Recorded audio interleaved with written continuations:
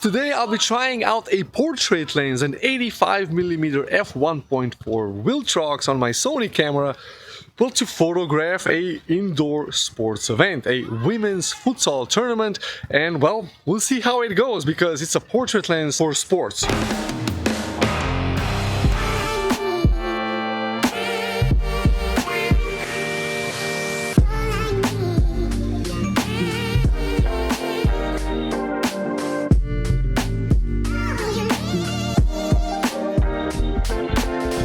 This is gonna be fun. Definitely not long enough to capture every little detail, but that f1.4, way too much open aperture to get all the light, which is a really cool thing. Let's see how this will work. Very skeptical.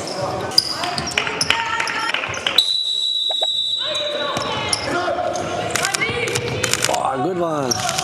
Oh, this is good.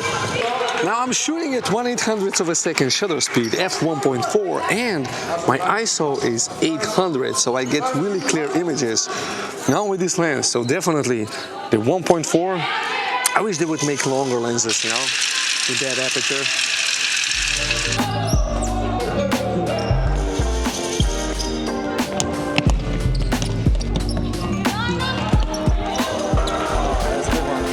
I have to say the autofocus is performing really well with this lens.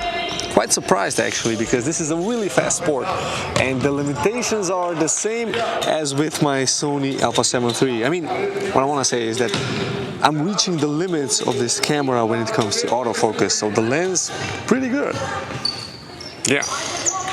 Action time.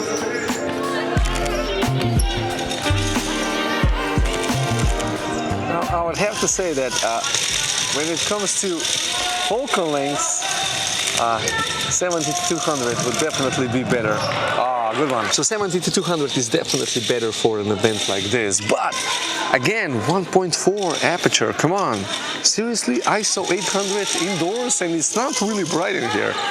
So you know, I'm gonna crop some images in to get them, you know, looking good.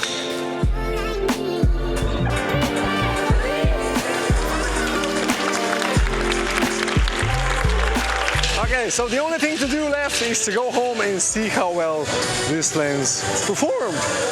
So we're back in the studio. I've already downloaded the photos from my camera into Lightroom, did a selection, and well, I did the edit. So let's check them out and see how well of a photographs you can take with that 85mm f1.4 Viltrox for the Sony E-mount, a portrait lens. So the selection is here, and I'm just gonna dive through them.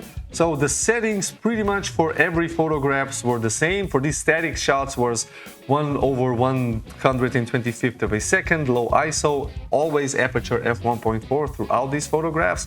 So here are the images, and then when the dynamic thing started to happen, I switched to 1/800th of a second shutter speed, and I had my ISO to auto, so the ISO was varying. I don't think I went over 3200, so I think that 1600 or 2000 was the max.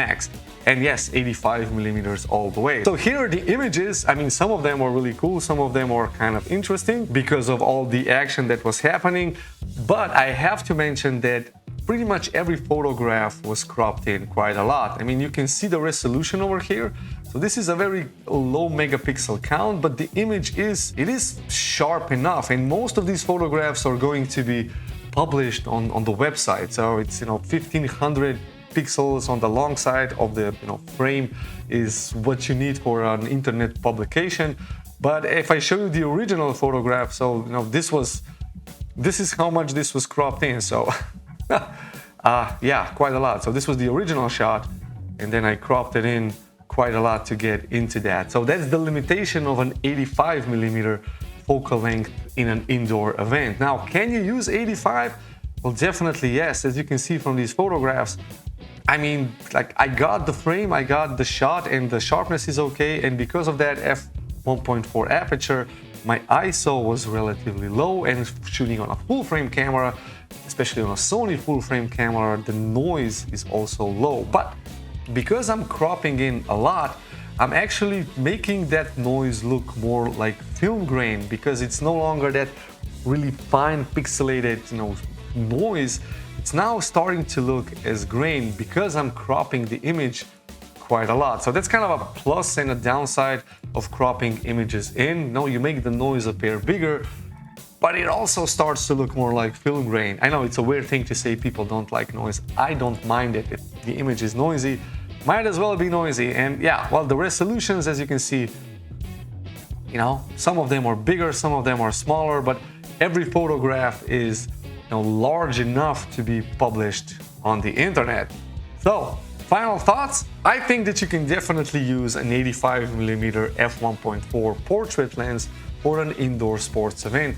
And the Viltrox, considering that it was only $600, performs phenomenally. I mean, the build quality of that lens is unbelievable. The autofocus on my Sony camera just, you know, keeps up. So it just definitely, I don't feel any lag or any missed shots because of the lens. The Sony Alpha 7 III doesn't have the best autofocus. I mean, it's good, but it's not the best. And the lens can definitely keep up with that. And well, in terms of, you know, sharpness, you know, color reproduction and the micro contrast, yeah, definitely worth having a lens like this, and you can use it in an indoor event. So thanks guys, I hope you've enjoyed this video. If you did, hit the like button and consider subscribing if you're new. And if you want to leave a comment, leave that down below. Thanks for watching all the way to the end. And if you want to stay on the channel, then watch one of these two videos. Thank you, and I'll see you in one of these two. Bye bye.